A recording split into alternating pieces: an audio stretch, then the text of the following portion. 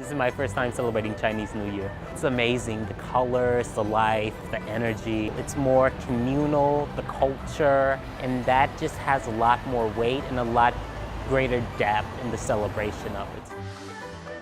It was my first time having steamboat. I really enjoyed it because to be able to kind of cook your own food is a really exciting and interesting thing to be able to do, really unlike anything we have in the US. I think that my favorite item was the black fungi. Really interesting texture, really delicious flavor. I love mushrooms. And the liver I really enjoyed as well. I'd never had pig liver. To be able to have the thinly sliced pig liver and kind of cook it myself in the hot broth was really delicious.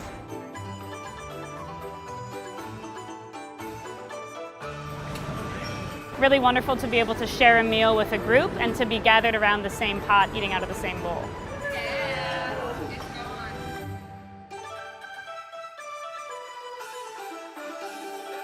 We got together as sort of our little exchange student family, and we did a tradition called the lo hei. The best part about the lo hei is that everybody has something that they can bring to the table, literally speaking. Because everybody introduced a new ingredient, making it better than it was before.